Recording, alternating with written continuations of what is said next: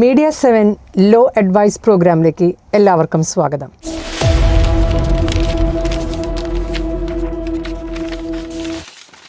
നമ്മുടെ ജീവിതത്തിൽ എല്ലാവരും നിയമം പാലിക്കുന്നവരും പിന്തുടരുന്നവരുമാണ്. ഈ നിയമം നമുക്ക് നിഷേധിക്കാൻ പറ്റില്ല, അല്ലേ? നിയമം എല്ലാ തരത്തിലും നമ്മൾ അനുസരിക്കാൻ പ്രാപ്തരാണ്. അപ്പോൾ നമ്മുടെ ലൈഫിൽ നമ്മൾ നിയമങ്ങൾ എങ്ങനെ പാലിക്കണം, അല്ലെങ്കിൽ ചില സമയങ്ങളിൽ നിയമം ലംഘിക്കാനും നമുക്ക് സാധ്യതകളേറെയാണ്. അപ്പോൾ അത്തരം സന്ദർഭങ്ങളിൽ നമുക്ക് നിയമം എങ്ങനെ ആരുടെ സഹായം നമുക്ക് ആവശ്യപ്പെടാം. പ്രത്യേകിച്ചും അഡ്വക്കേറ്റ്സിൻ്റെ സഹായം നമുക്ക് ഏറ്റവും ആവശ്യമുള്ള സമയങ്ങളായിരിക്കും അത്തരം സമയങ്ങൾ. അപ്പോൾ ഇന്ന് നമ്മുടെ കൂടെ ലോ അഡ്വൈസ് നൽകാനായിട്ട് ഒരു വിശിഷ്ട വ്യക്തിയെ ഞാൻ നിങ്ങൾക്ക് പരിചയപ്പെടുത്തുകയാണ്. അദ്ദേഹമാണ് അഡ്വക്കേറ്റ് ജെറി സെബാസ്റ്റ്യൻ TR. അദ്ദേഹം 13 വർഷമായിട്ട് ലോ കയ്യിലെടുത്ത്, അല്ലേ, ലോ വിവിധ മേഖലകളിൽ, അതായത് നമ്മുടെ ലൈഫിലെ പല പ്രശ്നങ്ങളിലും പലതരത്തിലുള്ള കേസുകളും കൈകാര്യം ചെയ്യുന്ന ഒരു വ്യക്തിയാണ്. സർ, ഇപ്പോൾ welcome to our show. Sir, ഒന്ന് പരിചയപ്പെടുത്താവോ സാറിനെ പറ്റിയിട്ട്? എൻ്റെ പേര് ജെറി സെബാസ്റ്റ്യൻ TR. ഞാൻ എറണാകുളത്താണ് വീട്. ഞാനൊരു 2012 ഞാൻ എൻറോൾ ചെയ്തത്. 13 വർഷമായി ഞാൻ പ്രാക്ടീസ് ചെയ്യുന്നു. ഞാൻ 13 വർഷമായിട്ടും മിക്കവാറും എല്ലാ കോടതിയിലോട്ടും പ്രാക്ടീസ് ചെയ്യുന്ന ആളാണ്.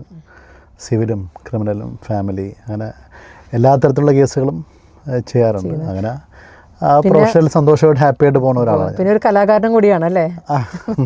അല്ല, എല്ലാവരും കലാകാരന്മാരാണ്. അതെ അതെ അതെ, അത് നല്ല നമുക്കൊരു റിലീഫാണ് ശരിക്കും, അല്ലേ? ശരിക്കും റിലീഫാണ് ഈ കാലഘട്ടം വേണ്ടത്. അതെ അതെ അതെ, എപ്പോഴും ജോലിയുടെ ഭാരം മാത്രമല്ല, നമുക്കിപ്പോൾ റിലീഫ് ഏറ്റവും ആവശ്യമുള്ള ഒരു സമയമാണ്. ശരിയാണ്.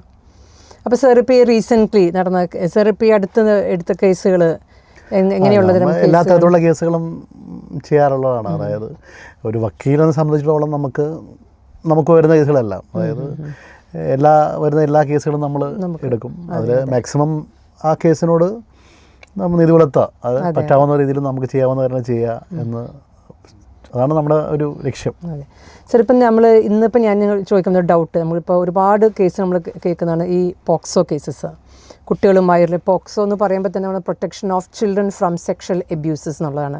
അത് നമ്മുടെ കേരള സർക്കാരിലെ നമുക്ക് വേണ്ടി മാത്രം, അതോ പൊതുവായിട്ട് നമ്മുടെ കേന്ദ്ര ഇന്ത്യയിൽ മൊത്തത്തിലുള്ള, അതായത് കുട്ടികളായിട്ട് ബന്ധപ്പെട്ടിട്ടുള്ള സെക്ഷൽ അബ്യൂസസ്? അതെ, അത് 2012 എനാക്ട് ആയി തുടങ്ങിയത്. അപ്പോൾ പണ്ട് എന്ന് വെച്ചാൽ നമ്മൾ ഇപ്പോൾ ഒരു 10, 15, 20 വർഷങ്ങൾക്ക് മുന്നാണെങ്കിൽ പോക്സോ എന്ന് പറയുമ്പോൾ തന്നെ 1-2 കേസിൽ നമ്മൾ വല്ലപ്പോഴും ഒന്ന് കേട്ടെങ്കിലായി. ഇപ്പോൾ കൂടുതലായിട്ട് ഒരുപാട് കേസുകൾ റിപ്പോർട്ട് ചെയ്യുന്നതാണ്. അതെ അതെ, ഇപ്പം നമ്മൾ ദിനം പ്രതി നമുക്ക് ഒരുപാട് കേസുകൾ കേൾക്കുന്നു. പക്ഷേ അതിലൊരു പ്രധാന പ്രശ്നം എന്ന് പറയുന്നത് നമ്മൾക്ക് അതെങ്ങനെ ഹാൻഡിൽ ചെയ്യണം. അല്ലെങ്കിൽ ഇപ്പോൾ ഈ കുട്ടികൾ, ഇപ്പോഴത്തെ ന്യൂജൻ എന്ന് പറഞ്ഞപ്പോൾ പേരൻസ് ചിലപ്പോൾ ഫാദറും മദറൊക്കെ പുറത്ത് വർക്ക് ചെയ്യുന്നവരുണ്ടാകാം. അപ്പോൾ ചിലപ്പോൾ കുട്ടികൾ ഗ്രാൻഡ് പേരൻസിൻ്റെ കൂടെ ആയിരിക്കും, അതല്ലെങ്കിൽ ചിലപ്പോൾ കുട്ടികൾ അമ്മയുടെ കൂടെ മാത്രമായിരിക്കും, അല്ലെങ്കിൽ കുട്ടികൾ ചിലപ്പോൾ അച്ഛൻ്റെ കൂടെ ആയിരിക്കും, അല്ലെങ്കിൽ ചിലപ്പോൾ റിലേറ്റീവ്സിൻ്റെ കൂടെ, പേരൻസ് എബ്രോഡൊക്കെ ആകുമ്പോൾ. അപ്പോൾ കുട്ടികൾ ഈ പല പ്രശ്നങ്ങളിൽ കൂടെ കടന്നു പോകുന്നുണ്ടോ, അല്ലെങ്കിൽ ഇങ്ങനെ എന്തെങ്കിലും ഒരു അബ്യൂസ് നടന്നിട്ടുണ്ടോ എന്ന് നമുക്ക് അറിയാം. മെയിനായിട്ട് അത് ഫാമിലി, അതായത് പഴയ പോലെ അല്ല, ഇപ്പോൾ ബന്ധങ്ങൾ ഒരു വില ഇല്ലാണ്ടായിക്കൊണ്ടിരിക്കുന്ന കാലഘട്ടം ആയിക്കൊണ്ടുണ്ട്. പരസ്പരം കമ്മ്യൂണിക്കേഷൻ്റെ അഭാവമുണ്ട്. അത് ഒരു വലിയൊരു പോയിൻ്റാണ്. അതായത് പരസ്പരം അറിയാം, കുട്ടികൾ അവരോട് സംസാരിക്കണില്ല, പാരൻസിനോട് സംസാരിക്കണില്ല, ഫുൾ ടൈം മൊബൈൽ ഫോണ് അല്ലെങ്കിൽ വേറെ ഗെയിം, അങ്ങനെ വേറെ ഒരുപാട് മാർഗങ്ങളിലൂടെയാണ് പോകുന്നത്. അപ്പോൾ അതൊരു വിഷയമാണ്. പിന്നെ ഈ പറഞ്ഞ പോലെ അവെയർനെസ്സും ഇല്ല, പ്രോപ്പർ അവെയർനെസ് ഇല്ല. അതായത് നമ്മൾ ചെറുപ്പം മുതൽ തന്നെ നമ്മൾ ബേസിക് എഡ്യൂക്കേഷനിൽ, അതായത് ഒരു കുട്ടി ആ ഒരു LP UP ആ സമയത്ത് തന്നെ, അല്ലെങ്കിൽ ആ സമയത്ത് തന്നെ സിലബസിൽ ഈ രീതിയിലുള്ള ഇതിനെക്കുറിച്ച് കൂടുതൽ അറിവ് വേണം. അതെ, നമ്മളെപ്പോഴും പറയും കുട്ടികൾ വലുതാവുമ്പോൾ ഇത്തരം കാര്യങ്ങൾ അറിഞ്ഞാൽ മതി എന്നൊക്കെ നമ്മൾ പറയും. പക്ഷെ അത് പോരാ, മാറ്റണം കുറച്ചും കൂടി. അതായത് ചെറുപ്പം പോലെ അവർ അതിനെക്കുറിച്ച് അറിവ്. അപ്പോൾ ഇതിനെക്കുറിച്ച് പലർക്കും അറിയുന്നില്ല. അതായത് ഇത് സെക്ഷൽ അസോൾട്ട് ആണെന്നോ അല്ലെങ്കിൽ ഇത് ഈ വിഷയമാണെന്ന് കുട്ടികൾ പോലും തിരിച്ചറിയുന്നില്ല. അത് ആ തിരിച്ചറിവ് അവർക്ക് പാരൻസ് കൊടുക്കണം.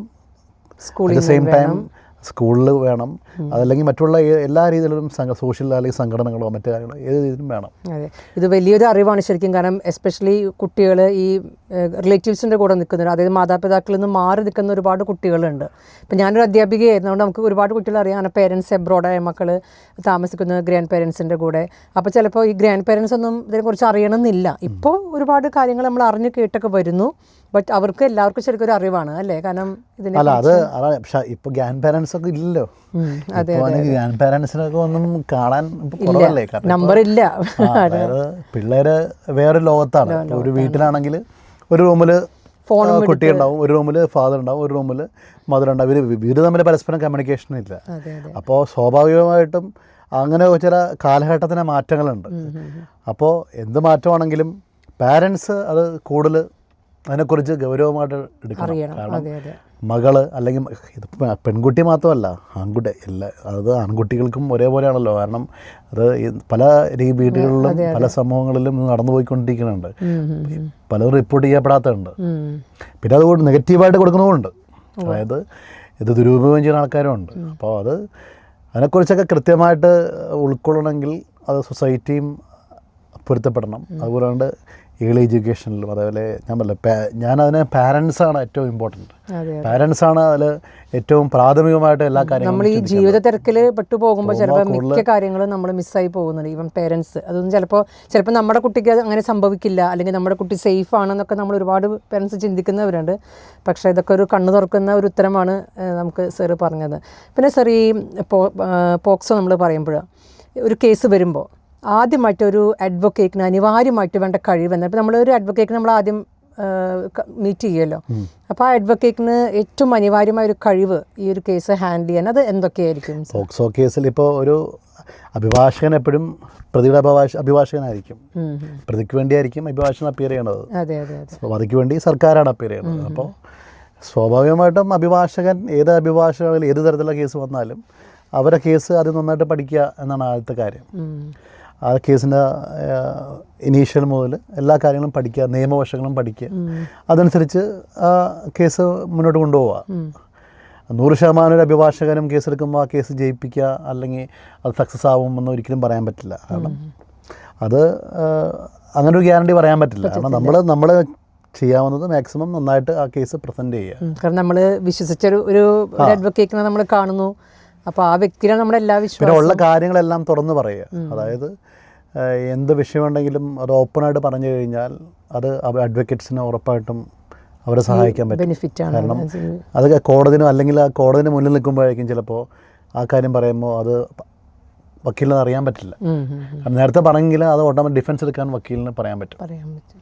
അപ്പോൾ അത് എന്ത് വിഷയമാണെങ്കിലും അത് വക്കീലെന്നാലല്ല, നമ്മൾ ഏത് പ്രൊഫഷനിലാണെങ്കിലും പരസ്പരം ഒരു വിശ്വാസം ഉണ്ടെങ്കിലേ അത് മുന്നോട്ട് പോകാൻ പറ്റുള്ളൂ.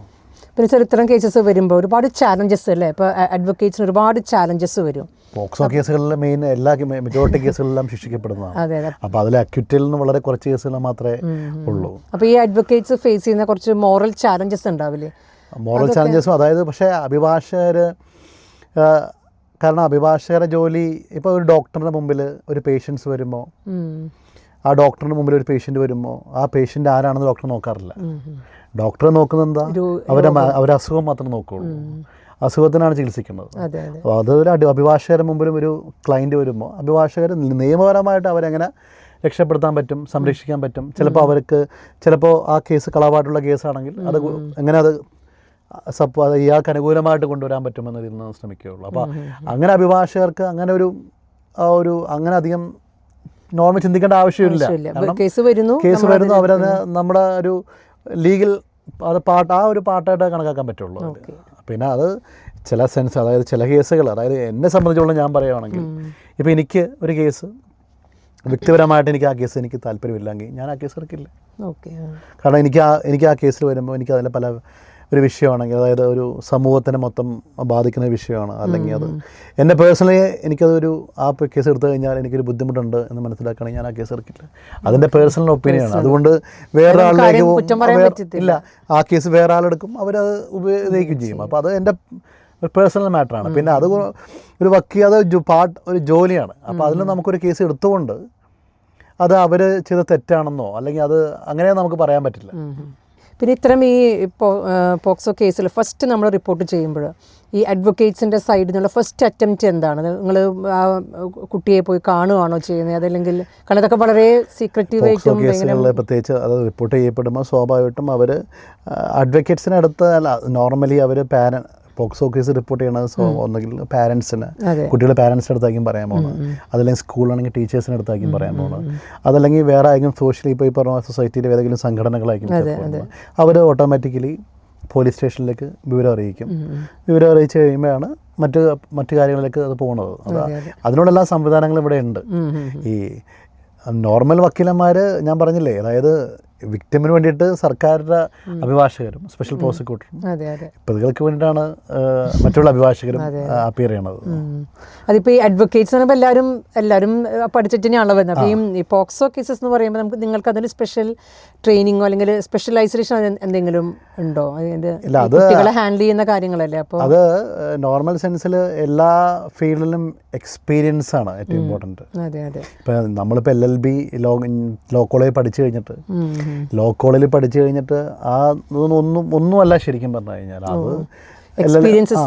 അത് കഴിഞ്ഞ് നമ്മൾ ഒരു അഭിഭാഷകനായിട്ട് നമ്മൾ ഒരു വർഷം പ്രാക്ടീസ് ചെയ്യുമ്പോൾ തന്നെ അവൻ ഒരുപാട് കാര്യം പഠിക്കുന്നു. ഒരു ജൂനിയറായിട്ട് പ്രാക്ടീസ് ചെയ്യുമ്പോൾ. അപ്പോൾ അത് 5 വർഷം 3 വർഷം പഠിക്കുന്നതിനേക്കാൾ എത്രയോ പഠിക്കും ഒരു വർഷം പ്രാക്ടീസ് ചെയ്യുന്ന ആൾ പോലും. കാരണം നമ്മളതെല്ലാം പ്രാക്ടിക്കലായിട്ട് ചെയ്യണം. മറ്റേത് നമ്മൾ വെറുതെ അത് പഠിക്കുക എന്ന് മാത്രമേ ഉള്ളൂ. അപ്പോൾ നമുക്ക് ശരിക്കത് വ്യക്തമായിട്ട് മനസ്സിലാവുന്നില്ല. അപ്പോൾ ഇതെല്ലാം എക്സ്പീരിയൻസാണ് നമ്മളെ കൂടുതലായിട്ട് ഇതെല്ലാം നമ്മളെ മുന്നോട്ട് കൊണ്ടുപോകണം. അപ്പോൾ നന്നായിട്ട് റെഗുലറായിട്ട് കോടതിയിൽ പോയി എല്ലാ പ്രത്യേകിച്ച് കോടതിയിൽ പോകുമ്പോൾ കോടതിയിൽ ഇരുന്ന് മറ്റുള്ള കേസുകൾ വിസ്തരിക്കണം. വലിയ സീനിയേഴ്സായിട്ടുള്ള വക്കീലന്മാർ വിസ്തരിക്കുന്നതും കേസ് നടത്തുന്നതും കണ്ടുപഠിക്കണം. അപ്പോൾ നമുക്ക് കുറേ കൂടി അറിവുണ്ടാവും. അതായത് അവരെങ്ങനെയാണ് ഒരു വിറ്റ്നസ്സിനെ അവർ ക്രോസ് എക്സാമിൻ ചെയ്യണത്, ചീഫ് എക്സാമിൻ. പക്ഷേ ഈ കുട്ടികളുടെ കാര്യം ഭയങ്കര ബുദ്ധിമുട്ട്. അവർക്ക് നമ്മൾ കുട്ടികളുടെ കാര്യത്തിൽ ഈ പോക്സോ മാറ്റേഴ്സിലെല്ലാം ഇൻ ക്യാമറ പ്രൊസീഡിങ്സ് ആണ്. അപ്പോൾ അതിലിപ്പോൾ ഈ വക്കാലത്തില്ലാത്തൊരു അഭിഭാഷകന് ആ കോടതിയിൽ ഇരിക്കാൻ പറ്റില്ല. വക്കാലത്തുള്ളവർക്ക് മാത്രമേ കോടതിയിൽ ഇരിക്കാൻ പറ്റുള്ളൂ. പുറത്ത് ഒരാൾക്കും അത് കാണാൻ പറ്റില്ല. കാരണം അത് ആ കുട്ടീനെ വേറെ ഒരു രീതിയിലും അതായത് ഒരു തരത്തിലും ബാധിക്കാത്ത രീതിയിലുള്ള ഒരുപാട് നടപടിക്രമങ്ങളുണ്ട് ആ രീതിയിൽ. അതായത് മാക്സിമം ഏറ്റവും ഇപ്പോൾ ജഡ്ജാണെങ്കിലും എല്ലാവരും വളരെ അവരെ കംഫർട്ടാവുന്ന രീതിയിലാണ് ക്രോസ് എക്സാമിനേഷൻ ചെയ്യുമ്പോൾ പോലും വക്കീല് അവരെ ഹേർട്ട് ചെയ്യണ ഒരു ചോദ്യം പോലും ചോദിക്കാൻ പാടില്ല. അവരെ വളരെ, അതായത് ഒരു അഭിഭാഷകൻ എന്ന നിലയ്ക്ക് ഒരു പോക്സോ മാറ്റർ വിസ്തരിക്കുന്ന വക്കീൽ ശരിക്കും പറഞ്ഞാൽ വലിയൊരു ഇതാണ്, ഭയങ്കര ഒരു ബുദ്ധിമുട്ടുള്ള പരിപാടിയാണ്. കാരണം വെച്ച് കഴിഞ്ഞാൽ സൂക്ഷിച്ച് വേണം കൈകാര്യം ചെയ്യാൻ. കാരണം ആ കുട്ടിയെ വേദനിപ്പിക്കുന്ന ഒരു ചോദ്യം പോലും ചോദിക്കാൻ പാടില്ല. അപ്പോൾ വളരെ ഗൗരവമുള്ള, വളരെ സൂക്ഷിച്ച് വേണം ആ കൈകാര്യം ചെയ്യാൻ. ശരിക്കും പോക്സോ എന്ന് പറയുമ്പോൾ തന്നെ നമുക്കറിയാം 18 years ഉള്ള കുട്ടികളെയാണ് നമ്മൾ മെയിനായിട്ടും. അപ്പോൾ നമ്മൾ അത്രയും ടെൻഡർ ഏജാണ് അവർ അല്ലേ? അപ്പോൾ അത്രയധികം, പിന്നെ അതുപോലെ ഒരുപാട് കുഞ്ഞുങ്ങളും ഇതിന് ചൂഷണങ്ങൾക്ക് ഇരയാകുന്നുണ്ട്. അത് ഞാൻ പറഞ്ഞില്ലേ, അതിൽ ഈ പറഞ്ഞ പോലെ ഇപ്പം ഈ നിയമം വന്നതിന് മുമ്പ് ഒരുപാട് ഉണ്ടായിട്ടുണ്ട്. അതെ, ആ കാലഘട്ടത്തിലൊക്കെ ഇഷ്ടംപോലെ പോക്സോ കേസ് ഇത് വന്നതുകൊണ്ട് അന്ന് ഇതൊന്നും ആരും അറിഞ്ഞില്ല. ശേഷം വന്നപ്പോൾ അത് എല്ലാം ജനങ്ങൾ അറിഞ്ഞു. അപ്പോൾ കുറച്ചുകൂടി സമൂഹം അതിനെക്കുറിച്ച് ബോധേടായി. അപ്പോൾ പക്ഷെ പലതരത്തിലും ഇങ്ങനെയുള്ള സംഭവങ്ങൾ കേൾക്കുമ്പോഴും എല്ലാവരും ഒരുപോലെ റിയാക്ട് ചെയ്യുന്നില്ല അല്ലേ? ചിലർ ഹൈഡ് ചെയ്യാൻ ഇപ്പോഴും ശ്രദ്ധിക്കുന്നുണ്ട്. അതായത് എൻ്റെ കുട്ടിക്ക് വേണ്ട എല്ലാ പ്രൈവസിയും വേണം, അല്ലെങ്കിൽ ആരും അറിയാൻ പാടില്ല. അതിപ്പോൾ പാരൻസ് ആയാലും ആരായാലും അതെ. കാരണം ഇങ്ങനൊരു വിഷയം ആക്ച്വൽ വിഷയം വന്നെങ്കിൽ അത് പ്രോപ്പറായിട്ട് റിപ്പോർട്ട് ചെയ്യണം. കാരണം അത് കുട്ടികളോട് കാണിക്കുന്ന അങ്ങനെയുള്ള ഈ പറഞ്ഞ പോലുള്ള കാര്യങ്ങളെല്ലാം അത് ഉറപ്പായിട്ട് റിപ്പോർട്ട് ചെയ്യണം. സപ്രസ് ചെയ്യാൻ പാടില്ല. അത് നമ്മുടെ ഒരു ബേസിക് ഒരു ഉത്തരവാദിത്തത്തിൻ്റെ ഭാഗമാണ്. അപ്പോൾ എനിക്ക് നേരിട്ടോ അല്ലെങ്കിൽ അല്ലാത്ത രീതിയിലുള്ള അറിവ് കിട്ടിയാൽ ഞാൻ ഉറപ്പായിട്ടും ഞാനത് അറിയിക്കണം. കാരണം അത് നമ്മുടെ ബേസിക്കായിട്ടുള്ള നമ്മുടെ ധർമ്മമാണ്. അതായത് പക്ഷെ എന്നാലും എനിക്ക് തോന്നുന്നു ഒരുപാട് ഇപ്പോൾ എഡ്യൂക്കേറ്റഡ് ആയിട്ടുള്ള പേരൻസ് ആണെങ്കിലും ഇത് മറ്റുള്ളവർ അറിയും. അത് അവർക്ക് നാണക്കേടാണ്. അല്ലെങ്കിൽ അതായത് ഈ കുട്ടികളുടെ ഭാവി ഫ്യൂച്ചറിനെ ആലോചിച്ച് കുറേ പേര് സപ്രസ് ചെയ്യുന്ന ആൾക്കാരുണ്ട്. പിന്നെ ഇത് വേറെ ചില ആൾക്കാർ ഇത് കോമ്പൻസേഷൻ, അതായത് ഒരു സാമ്പത്തികത്തിന് വേണ്ടിയിട്ടുള്ള രീതിയിലുള്ള ഇതുണ്ട്. അതൊരു അങ്ങനെ ആ രീതിയിലേക്ക് മണി ഓറിയൻറ്റഡ് ആയിട്ടുള്ള രീതിയിലുള്ളത്. അപ്പോൾ അത് നമ്മുടെ സമൂഹത്തിലെ പലതരത്തിലുള്ള ആൾക്കാരാണ് ഉള്ളത്. അപ്പോൾ ബേസിക്കലി പാരൻസാണ് ഇതേപോലുള്ള വിഷയങ്ങളിൽ കൂടുതൽ മുന്നോട്ട് ശ്രദ്ധിക്കുകയും അവരത് കാരണം അവരറിയണം അതെ അതെ അവരെ കുട്ടി ഒരു ബുദ്ധിമുട്ടിലാണെന്ന് തിരിച്ചറിയണമെങ്കിൽ അവർ പാരൻസ് ആ കുട്ടിയുമായിട്ട് ഇൻട്രാക്ഷൻ ഉണ്ടാവണം. അതാണ് ഇപ്പൊ ഇല്ലാത്തതും. അത് വളരെ കുറഞ്ഞു വന്നിരിക്കുകയാണ്. അതാണ് ആ ഇന്ററാക്ഷൻ, ലാക്ക് ഓഫ് ഇന്ററാക്ഷൻ ആണ് മെയിൻ അതുകൊണ്ട് ഒരുപാട് പ്രോബ്ലംസ് വരുന്നുണ്ട്. അപ്പോൾ അത് നമ്മൾ കൂട്ടിയെടുക്കേണ്ടി വരും. ശരിക്കും ആ കുട്ടികൾ ആ ഒരു ഷെല്ലിൽ നിന്ന് പുറത്തേക്ക് വരണം. കാരണം ഇപ്പോൾ എനിക്ക് ഒരു ഇത് സംഭവിച്ചു, അല്ലെങ്കിൽ ഇപ്പോൾ അവർ തന്നെ ഹൈഡ് ചെയ്തിരിക്കും. ഒരുപാട് ഇൻട്രോവേർട്സ് ആയിട്ട് ഇരിക്കുന്ന കുട്ടികളുണ്ട്. അപ്പോൾ അവരെ പുറത്ത് കൊണ്ടുവരേണ്ടത് പേരൻസിൻ്റെ ഒരു ഡ്യൂട്ടിയാണ്. മാത്രമല്ല ടീച്ചേഴ്സ്. ശരിക്കും സ്കൂൾ സിലബസ് സാറ് പറഞ്ഞ പോലെ തന്നെ അല്ലേ, അതായത് സ്കൂളിൽ തന്നെ തുടങ്ങണം. അതായത് പിന്നെ ബാഡ് ടച്ച്, ഗുഡ് ടച്ച് ഇതൊക്കെ പാരൻസ് പഠിപ്പിക്കുകയും പാരൻസ് പഠിപ്പിക്കുകയും അതുകൂടെ തന്നെ അധ്യാപകരും അതേപോലെ തന്നെ. കാരണം ചിലപ്പോൾ അധ്യാപകരായിരിക്കും ചിലപ്പോൾ മോശമായിട്ട് പെരുമാറുന്നത്. പല പോക്സോ കേസസിൽ കൂടുതലും പലതരം അധ്യാപകരാണ് അക്യൂസ്ഡായിട്ട് വരുന്നത്. പല കേസസിലും മദ്രസ അധ്യാപകർ, അല്ലെങ്കിൽ പലതരം അധ്യാപകർ, സ്പോർട്സ് കായിക അധ്യാപകർ. കാരണം അപ്പോൾ അങ്ങനെയുള്ള സമയങ്ങളിൽ ഈ ഗുഡ് ടച്ച് ബാഡ് ടച്ച് അവർ തിരിച്ചറിഞ്ഞ് അവർ ചോദിക്കണം, ഇത് സാറേ ഇത് തെറ്റാണ് എന്ന് ചോദിക്കാനുള്ള അറിയണമെങ്കിൽ അവർക്കത് അറിയണം. അപ്പോൾ വളരെ ചെറുപ്പത്തിൽ തന്നെ ഈ കിൻഡർഗാർട്ടൻ ഏജിൽ തൊട്ട് തന്നെ അവരെ മാക്സിമം ആ രീതിയിൽ പാരൻസും അവരുടെ ഏർലി എഡ്യൂക്കേഷനിലെ ടീച്ചേഴ്സും എല്ലാവരും അവരതിനെക്കുറിച്ച് നല്ല രീതിയിൽ കൂടുതൽ ചിന്തിക്കണം. എന്നാലേ ഈ സമൂഹത്തിൽ ഇപ്പോൾ വരുന്ന ഒരുപാട് കേസസ് കൂടി വരുന്നതും അതുകൊണ്ടാണ്. പിന്നെ ഒരു ട്രെൻഡ് കാണും, നമ്മൾ ആദ്യം ഭയങ്കര ഒരു ആവേശത്തിൽ കേസ് കൊടുക്കുന്നു, പിന്നെ കേസും അതിൽ നിന്ന് പിൻവലിക്കുന്നു. അപ്പോൾ അതൊരു വല്ലാത്തൊരു അത് ഈ പറഞ്ഞ പോലെ സെറ്റിൽമെൻ്റ് ആവുന്ന രീതിയിലേക്കുള്ളതാണ്. പക്ഷേ അത് ഇപ്പം നിലവിൽ സുപ്രീം കോടതി ഒന്നും അധികം പോക്സോ കേസിൽ സെറ്റിൽമെൻറ്റിലോട്ട് സമ്മതിക്കണില്ല. അതായത് അത് അഫിഡവിറ്റ് കൊടുത്താൽ പോലും കോടതി അത് ആക്സെപ്റ്റ് ചെയ്യണില്ല. പിന്നെ ചില കേസസ് എന്ന് പറഞ്ഞു കഴിഞ്ഞാൽ ഈ പ്രണയം, ഇപ്പോൾ ഒരു 17 വയസ്സുള്ള പെൺകുട്ടിയും ഒരു 19 വയസ്സുള്ള പയ്യനും പ്രണയത്തിലായിട്ട് വരുമ്പോൾ അത് പോക്സോ, അതായത് ആ വിഷയങ്ങളിൽ സുപ്രീം കോടതിയും പല വീക്ഷണമുണ്ട്. 16 വയസ്സിന് മുകളിലുള്ള കുട്ടികൾ കുറച്ചും കൂടി കാര്യങ്ങളെക്കുറിച്ച് അറിയുന്നവരാണ്. അതുകൊണ്ട് അവർ അതിൽ അപ്പോൾ ഇതിൽ പെടുത്താൻ പറ്റുമോ ഇല്ലയോ എന്ന ചോദ്യങ്ങൾ ഇപ്പോൾ ചർച്ച ചെയ്യപ്പെട്ടുകൊണ്ടിരിക്കുകയാണ്. പക്ഷെ നിലവിൽ ഇപ്പോഴും 18 വയസ്സിന് താഴെയുള്ളവരെല്ലാവരും ഈ പറഞ്ഞ ആ നിയമത്തിന് പെട്ടവർ തന്നെയാണ്. ശരിക്കും ഇപ്പോൾ നിങ്ങളുടെ ഈ ജോബ് ഇത്തരം കുട്ടികളെ ഹാൻഡിൽ ചെയ്യുമ്പോൾ നിങ്ങൾക്കും ഒരു മെൻ്റൽ ഒരു പ്രഷർ ഫീൽ ചെയ്യാറുണ്ടോ? കാരണം പല കുട്ടികളും പലതരത്തിലായിരിക്കുമല്ലോ റിയാക്ട് ചെയ്യുന്നത്. ഈ ട്രയൽസിൻ്റെ സമയത്തൊക്കെ വരുമ്പോൾ ചില കുട്ടികൾ വളരെയധികം നമ്മൾ ഈ പറഞ്ഞ പോലെ ഞങ്ങൾ ഇപ്പോൾ എന്നെപ്പോലുള്ള വക്കീൽ ഞങ്ങൾ പ്രതിഭാഗത്തിന് വേണ്ടിയാണ് കൂടുതൽ നിൽക്കുന്ന ആൾക്കാരാണ്. അപ്പം ഞങ്ങൾ ഇത് ഈ പറഞ്ഞ കുട്ടികൾ ഞങ്ങൾ ഇവരെ വിസ്തരിക്കുന്ന ആൾക്കാരാണ്. അപ്പോൾ ഞാൻ പറഞ്ഞില്ലേ, ഞങ്ങളിവരോട് വളരെ സൂക്ഷിച്ച് വേണം സംസാരിക്കാനും.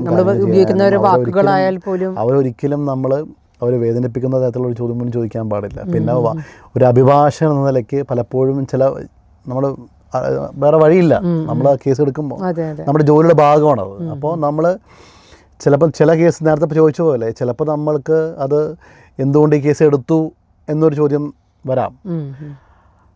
പക്ഷേ ഈ പറഞ്ഞ പോലെ നമ്മുടെ പ്രൊഫഷൻ്റെ ഭാഗമായിട്ട് നമുക്ക് മുന്നോട്ട് പോകണ്ടേ. അതായത് പ്രത്യേകിച്ച് ഞങ്ങളെപ്പോലുള്ള അഭിഭാഷകർ എന്ന് പറഞ്ഞാൽ ഞങ്ങൾ ഈ പ്രൊഫഷനിലേക്ക് വന്നു തുടങ്ങുന്ന ആൾക്കാരാണ്. അപ്പോൾ അതുകൊണ്ട് ഞങ്ങൾക്ക് ഒരു കേസ് വരുമ്പോൾ ഈ കേസ് ചെയ്യാൻ പറ്റില്ല, ആ കേസ് ചെയ്യാൻ പറ്റില്ല അങ്ങനെ പറഞ്ഞു കഴിഞ്ഞാൽ ഞങ്ങൾ വീട്ടിലിരിക്കേണ്ടി വരും. അപ്പോൾ ഞങ്ങളതിൽ മാക്സിമം, പക്ഷെ ഞങ്ങളാരും ഒരാളെയും ഇപ്പോൾ വേദനിപ്പിക്കുന്ന രീതിയിലൊക്കെ കാര്യങ്ങൾ ഞങ്ങൾ ചോദിക്കാറില്ല. കാരണം അത് നമുക്കും മക്കളും നമ്മൾ അങ്ങനെയൊക്കെ പറഞ്ഞാലും ഈ കുട്ടികൾ തിരിച്ച് വീട്ടിലേക്ക് പോയി കഴിയുമ്പോഴും അവർ ചിലപ്പോൾ ലോണിലേക്ക് ഇരിക്കുന്ന അതിൽ ഈ പറഞ്ഞ പോലെ ഒരുപാട് നിയമപരമായ കാര്യങ്ങളുണ്ട്. അതായത് ഇപ്പോൾ കോടതിയിലാണെങ്കിലും അത് പുറത്താണെങ്കിലും ഈ കുട്ടികളെ വളരെ സൂക്ഷിച്ച് വേണം കൈകാര്യം ചെയ്യേണ്ടത് എന്നുള്ള ഇവിടെ നിയമങ്ങളും എല്ലാ കാര്യങ്ങളും ഇവിടെ ഉണ്ട്. പക്ഷേ അത് ഉറപ്പ് വരുത്തേണ്ട ആൾക്കാരെന്ന് പറഞ്ഞാൽ അവർക്ക് പാരൻസ് ഉള്ളവരാണ് പാരൻസ്. ഇനി പാരൻസ് ഇല്ലാത്തവരുണ്ടെങ്കിൽ മറ്റുള്ള സംഘടനകളോ മറ്റുള്ള ഇതേപോലുള്ള ഈ സൊസൈറ്റിയുടെ വെൽഫെയർ വേണ്ടി പ്രവർത്തിക്കുന്ന ആൾക്കാരാണോ അതങ്ങനെ ഫോളോ അപ്പ് ചെയ്യുന്ന എന്തെങ്കിലും അതിനുള്ള ഫോളോ അപ്പ് ചെയ്യുന്ന എല്ലാം ഉണ്ട്, ഇവിടെ ഉണ്ട്. പക്ഷേ ഈ ഉള്ള കാര്യങ്ങൾ അതേപോലെ ഇവിടെ നടക്കുന്നുണ്ടോ എന്നതിനെക്കുറിച്ച് വേണം അതിനെക്കുറിച്ച് വേണം അടുത്തായിട്ട് നമ്മൾ കൂടുതൽ ചിന്തിക്കാം. കാരണം നമ്മൾ പല വാർത്തകൾ വായിക്കുമ്പോഴും കുട്ടി കോർട്ടിൽ പോയി അല്ലെങ്കിൽ ട്രയൽസ് എല്ലാം കഴിഞ്ഞു പിന്നെ കേൾക്കുന്നത് ഭയങ്കര ഒരു ദുരന്ത വാർത്തയായിരിക്കും. അത് അവർക്കത് ആക്സെപ്റ്റ് ചെയ്യാൻ മാനസികമായിട്ട് അത് ആക്സെപ്റ്റ് ചെയ്യാൻ പറ്റാതെയൊക്കെ അത് വരും. നമ്മുടെ സമൂഹത്തിൻ്റെ ഒരു വിഷയമുണ്ട്. നമ്മുടെ സമൂഹം കുറെ മാറണം. ശരിയാ. കാരണം സമൂഹത്തിന് ഈ പറഞ്ഞ എല്ലാവർക്കും മറ്റുള്ളവരെ ബുദ്ധിമുട്ടി, സമൂഹം മാത്രമല്ല ഈവൻ മാധ്യമങ്ങളടക്കം അതെ കുറച്ചുകൂടി ഇതേപോലുള്ള അതായത് ബുദ്ധിമുട്ട് അനുഭവിക്കുന്ന വിക്ടിംസിന് അവർ കുറച്ചും കൂടി അവരൊന്ന് അവരെങ്ങനെ എല്ലാ ദിവസവും ചർച്ച ചെയ്ത് അത് കാണുന്ന പാരൻസിന്റെ അവസ്ഥ ഒന്ന് ആലോചിച്ച് നോക്കണം. കാരണം ഇതിപ്പോൾ അവർക്ക് എല്ലാ ദിവസവും കാണുമ്പോൾ അവർക്ക് വീട്ടിൽ ഇരിക്കാൻ അത് ആലോചിക്കേണ്ടത് ഇവിടുത്തെ സമൂഹമാണ്, മാധ്യമങ്ങളാണ്, മറ്റ് അവരാലോചിക്കണം. കാരണം അവർക്കും ഫാമിലി ഉണ്ട്, അവർക്ക് മക്കളുണ്ട്. നമ്മളെ ബാധിക്കുമ്പോഴാണ് നമുക്കത് മനസ്സിലാവുള്ളൂ. അല്ല, അത് ശരിക്കും ഈ മാധ്യമങ്ങൾക്കും ഒരു സ്വാഭാവികമായിട്ടും അവര് മാധ്യമങ്ങളായാലും ഒരാളുടെ പ്രൈവസിയിലോട്ട് കൂടുതൽ കടന്നു പോകുമ്പോൾ ചിലപ്പോൾ അത് അവരെ ബന്ധപ്പെട്ട ആൾക്കാരെ അവരെ എന്തോരം വേദനിപ്പിക്കുന്നു അവരൊന്ന് ചിന്തിച്ചു കഴിഞ്ഞാൽ അതൊക്കെ പറയാനേ പറ്റുള്ളൂ. കാരണം ഇപ്പോൾ മാധ്യമങ്ങളായാലും എല്ലാവരും ഓരോ ദിവസം ബിസിനസ്സാണല്ലോ ഓരോ വിഷയം. അതെ. അപ്പോൾ anyway thank you so much. നമുക്ക് ഒരുപാട് കാര്യങ്ങൾ ഈ പോക്സോ റിലേറ്റഡ് ആയിട്ടുള്ള സംഭവങ്ങളെ പറ്റിയിട്ട് സാർ നമുക്ക് പറഞ്ഞു തന്നു. അപ്പോൾ എല്ലാവരും അറിയണം, നമ്മൾ പേരൻസിന് മാത്രമല്ല ടീച്ചേഴ്സ് ആയാലും ഈവൻ നെയ്ബേഴ്സ് ആയാലും റിലേറ്റീവ്സ് ആയാലും എല്ലാവരും അറിയേണ്ട ഒരു കാര്യമാണ്. എന്തെങ്കിലും നമ്മുടെ മക്കൾ എന്തെങ്കിലും തരത്തിലുള്ള മാനസിക സംഘർഷങ്ങളോ അല്ലെങ്കിൽ എന്തെങ്കിലും തരത്തിലുള്ള ബുദ്ധിമുട്ടുകളോ അവർ ഫേസ് ചെയ്യുന്നുണ്ടെങ്കിൽ അത് ധൈര്യമായിട്ട് മുന്നോട്ട് വരണം. അവരല്ലേ മുന്നോട്ട് വന്ന് അതിന് വേണ്ട ലീഗൽ സപ്പോർട്ട് ആ രീതിയിൽ അവർ അറിയണം ഇങ്ങനൊരു കാര്യം നടക്കുന്നുണ്ടെന്ന് അറിയണമെങ്കിൽ പ്രോപ്പറായിട്ടുള്ള കമ്മ്യൂണിക്കേഷൻസ് വേണം. ആ കമ്മ്യൂണിക്കേഷൻസ് എന്ന് പറഞ്ഞു കഴിഞ്ഞാൽ അത് പാരൻസും വീട്ടിൽ നിന്ന് വരണം. വീട്ടിൽ നിന്ന് വന്നാലേ അത് ശരിയാവുള്ളൂ, സക്സസ് ആവുള്ളൂ. അപ്പോൾ എല്ലാവരും ശ്രദ്ധിക്കുക. നമ്മളും ലോ എന്ന് പറഞ്ഞാൽ എല്ലാവർക്കും ഒരുപോലെ അല്ല ബാധകമാണ്. അപ്പോൾ ആരും നമ്മുടെ മക്കളാണ് അടുത്ത ജനറേഷൻ. അപ്പോൾ അവർക്ക് യാതൊരു തര ദുഃഖങ്ങളും ബുദ്ധിമുട്ടുകളും ഇല്ലാതെ നോക്കേണ്ടത് നമ്മുടെ ഓരോരുത്തരുടെയും കടമയാണ്. അപ്പോൾ ഇന്നത്തെ ഈ സെഗ്മെൻറ്റ് നമുക്ക് വേണ്ടി ലോ അഡ്വൈസ് നമുക്ക് എല്ലാവർക്കും ലോ അഡ്വൈസ് തന്ന സാറിന് പ്രത്യേകം മീഡിയ 7 ഭാഗത്ത് നിന്നും പ്രത്യേകം നന്ദി പറയുന്നു. Thank you so much.